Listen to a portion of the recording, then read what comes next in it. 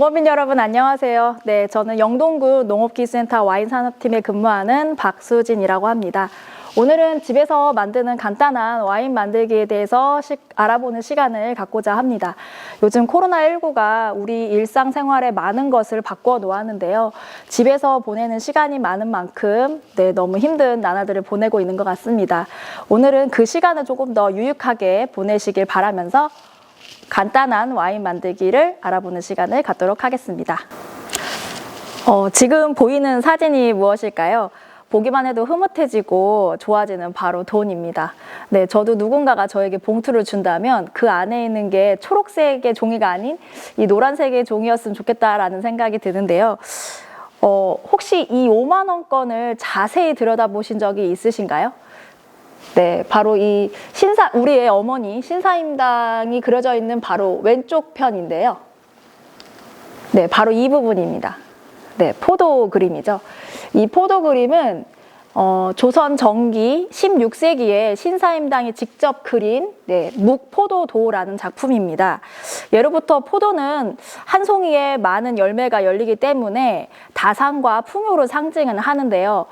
조선 정기 16세기에 우리네 어머니 신사임당이 직접 그린 묵포도도라는 작품인데요. 예로부터 포도는 한 송이에 여러 개의 열매가 달리기 때문에 다산과 풍요를 상징하고 또 포도 넝쿨 같은 경우는 강인한 생명력을 의미하기도 합니다. 이 멋진 포도를 주제로 한 이 작품에 재미있는 일화도 있어요. 그 마을에 잔치가 열렸던 날이었어요. 그때 이제 어떤 하인이 어느 부인의 치맛자락에 음식을 엎어서 그 하인이 되게 공교롭게 되어 있었던 일이 있었는데, 그때 그 힘든 하인을 우리 신사임당이 그 치마에다가 직접 그림을 그려서 멋진 작품을 만들어주는, 그래서 사람을 되게 놀라게 했었던 그런 일화입니다. 이 그림에서도 알 수 있듯이 우리의 조상님들은 예전부터 포도 농사를 지어왔고, 그리고 야생에서 흔히 볼 수 있는 산머루 같은 것들을 이용해서 포도주를 담가서 마셔왔습니다. 와인이라고 하면 외국의 술, 외국의 문화 그런 느낌이 드는데요. 이걸 포도주라고 번역을 한다고 해도 성당 미사에 쓰이는 미사주 같은 느낌이 들죠. 하지만 우리 포도로 만든 과실주, 포도주 같은 경우에 우리 조상님들도 즐겨 마셨던 우리의 술입니다. 오늘 제 이야기를 들으신 후부터는 우리 포도주를 조금 더 즐겨주시고 음미하셔서 우리 지역 특산주로서의 포도주를 조금 더 즐겨주셨으면 하고 바라봅니다. 배우실 레드와인의 제조 과정입니다. 먼저 잘 익은 포도를 수확하고 제경 파쇄, 그리고 1차 알코올 발효를 하고요. 그 다음에 압착, 그리고 2차 잔당 발효를 진행을 합니다. 그리고 앙금을 분리하는 작업을 거쳐서 숙성을 하고 병입을 한 후에 포도주 완성, 이렇게 단계에 대한 과정을 설명드리도록 하겠습니다. 처음 공정은 세척입니다. 포도를 수확한 걸 가지고 세척 과정을 거치는데요. 물로 깨끗하게 이제 세척을 합니다. 이때 포도에 곰팡이가 끼었거나 안 좋은 포도알이 있다면 그거를 과감히 제거를 해주셔야 됩니다. 그러니까는 신선한 포도로 포도주를 만들어야 맛도 좋게 나오는데요. 그러니까 신선한 해산물을 가지고 음식을 하면 좋은 요리가 나오듯이 포도주도 마찬가지입니다. 세척을 마친 포도는 물기를 어느 정도 빠진 후에 제경이라는 과정을 거치게 됩니다. 사진을 보시면 이거는 제경 파쇄기라는 기계인데요. 이제 여기에 포도를 넣으면 포도 줄기랑 알맹이가 분리가 되고 그 알맹이를 파쇄해주는 기계입니다. 그런데 우리 같은 경우는 집에서 하기 때문에 포도 줄기를 손으로 제거해서 알만 담아주시면 됩니다. 포도를 가볍게 주물러서 알갱이를 터트려 주시면 되는데요.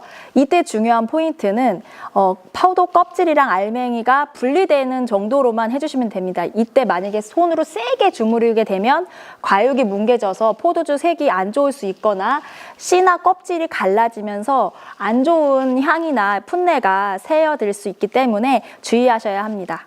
파쇄한 후에는요, 효모가 발효작용을 쉽게 할 수 있도록 잡균을 제거하기 위한 아황산 첨가의 과정이 있습니다. 근데 집에서 담그시는 경우에는 굳이 첨가를 안 해주셔도 되고요. 혹시나 50kg 이상 중용량을 담그실 경우에는 살균 작용의 개념으로 넣어주셔도 무방합니다. 그 용량은 10kg당 1g 내외로 넣어주시면 되고, 넣어주실 때는 물에 희석하여서 넣어주시면 살균 효과, 갈변 방지에 효과가 좋습니다. 다음은 원하는 알코올 도수를 측정하기 위해서 당도를 측정하는 과정입니다. 당도계 같은 경우는 디지털 당도계 또는 굴절 당도계를 이용하여 측정을 합니다. 사실은 집에서는 이런 당도계가 있지 않잖아요. 너무 걱정하지 않으셔도 됩니다.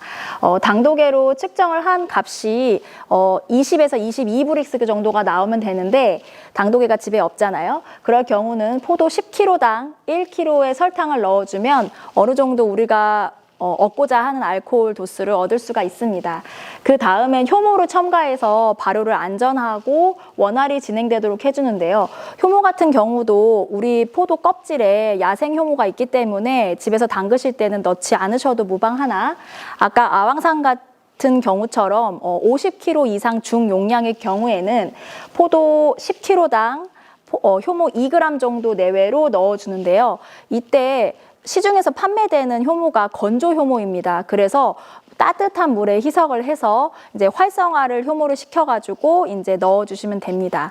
그 효모를 넣는 방법은 여러 가지가 있는데, 이제 첫 번째로 그 안전하게 발효가 될 수 있도록 하기 위함이고요. 두 번째 같은 경우는 다양한 향과 맛을 내기 위함입니다. 근데 외국 같은 경우에는 포도 품종당 다양한 효모가 개발돼서 시중에서 판매가 되고 있는데, 우리나라에서도 양조용 포도 같은 뭐 캠벨이나 MBA, 산머루 같은 것 등에 이제 좋은 효과를 낼 수 있는 효모가 개발이 되고 있습니다.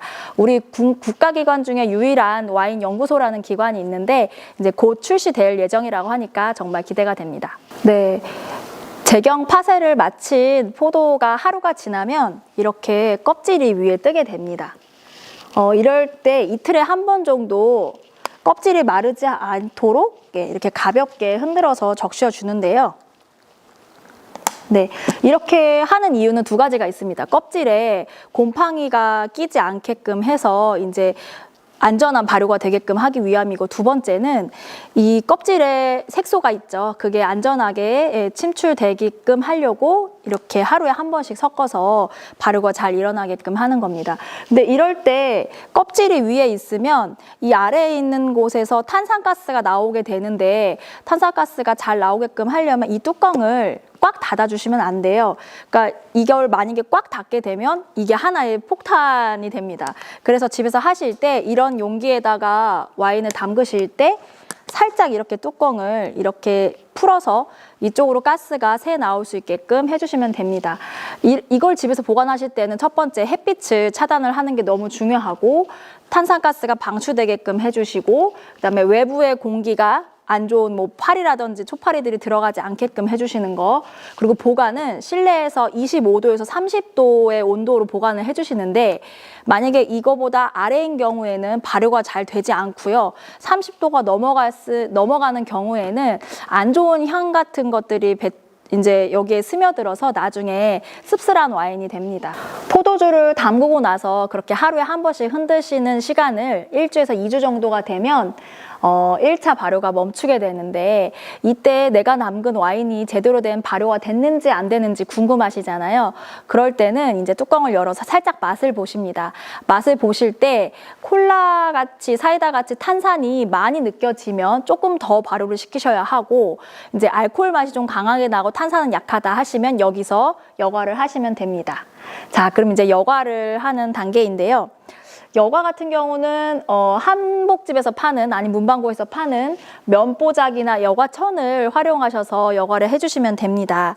근데 이때 한약 짜는 것처럼 이제 여과망에다가 찌꺼기들을 넣어서 이제 짜주시면 되는데, 많이 짜면 짤수록 사실 액이 더 많이 나오는 건 맞습니다. 근데 이제 아까운 마음이 드셔도 많이 짜지는 않기를 권장을 해드립니다. 그 이유는 나중에 2차 여과를 할 때 불순물이 너무 많이 나와서 이제 맑은 와인을 저희가 얻을 수가 없어요. 그러시니까 조금만 짜서 액을 만들어 주시기를 부탁드립니다.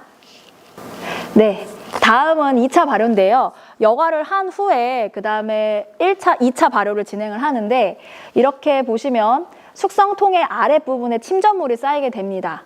이 상태로 한 달 정도를 그냥 두시는데 이때 보관 장소는 발효했을 때랑 마찬가지로 서늘한 곳, 햇빛이 들지 않는 곳에서 이제 보관을 해 주십니다.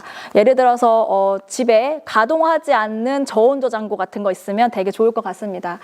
이럴 때는 약간의 지금 2차 발효 중에도 1차 발효 때 끝나지 않은 가스가 미세하게 나올 수가 있으니까요. 이제 뚜껑은 꽉 닫되 너무 닫아주시지 마시고 아주 살짝만 1차 발효 때보다는 조금 더 약하게끔 살짝 풀어주시고요. 여기서 중요한 거는 포도액을 옮길 때 병 입구 끝까지 가득 채워서 더 이상의 공기가 유입되는 거를 좀 막아주시는 게 아주 중요합니다. 네, 다음은 숙성의 단계입니다. 한 달이 지난 와인액을 가지고 숙성을 하는데요. 이제 밑에 침전물이 계속 쌓여 있기 때문에 위에 맑은 것만 이제 다른 통에 따라 부어주시는 거예요. 이때도 국자로 막 계속 뜨시면서 공기에 유입이 되지 않도록 잘 조심해 주셔야 되는데 지금부터는 서늘한 곳에서 특히 냉장고나 저온조장고가 가동되는 곳에서 이제 숙성을 해 주셔야 되는데 뚜껑이 가득 그리고 뚜껑의 닫기를 아주 세게 아예 공기와의 차단을 여기서부터는 절대적으로 막습니다. 그래서 약 2달간 숙성의 과정을 거쳐주시는데 전용 숙성통 같은 경우에는 인터넷에서 뭐 10,000원 정도면 구입하실 수 있고 그다음에 요즘에 뭐 영동 시장 전통시장 내에서도 2,000원 정도면 구입을 하실 수 있더라고요. 그런 것들을 활용하시면 될 것 같습니다. 네, 다음은 병입하기인데요. 포도주가 알맞게 숙성이 되면 약 100일 정도가 걸립니다. 그러면 이제 적당한 병에 담아주시는데 요즘은 홈페이지나 인터넷에 이렇게 와인 병이나 그다음에 손으로 막을 수 있는 마개 같은 것들을 소포장해서 판매를 하고 있습니다. 그렇게 해서 구입하셔서 활용을 하셔도 되고 만약에 이게 내가 정 힘들어서 못하겠다 하시면 저희 영동구 농업기술센터 와인산업팀에 연락을 주시면 저희가 친절하게 알려드리도록 하겠습니다. 이때도 주의하셔야 될 게 하나가 더 있는데 병 입구 끝까지 담아주시되 그 마개가 들어갈 정도만 여유만 남겨두시고 병입을 해주시면 됩니다. 포도 수확부터 와인 병입, 그 다음에 라벨 붙이기까지 약 100일의 시간이 소요가 됩니다. 포도 수확을 8월 말에 하게 되면 아마 와인을 드시는 시간까지가 크리스마스나 연말이 되실 거예요. 예쁜 라벨을 좀 그림을 직접 그리시던 이렇게 제작을 하셔서 붙이면 정말 예쁜 나만의 와인이 완성이 됩니다. 코로나19로 힘든 요즘에 이제 집에서 뜻깊게 담근 와인을 가족, 그 다음에 사랑하는 연인과 함께 즐기시면 더더욱 행복한 연말이 되실 것 같습니다. 네, 경청해 주셔서 감사합니다. 이상 집에서 만드는 간단한 와인 만들기에 대해서 알아보았습니다. 네, 감사합니다.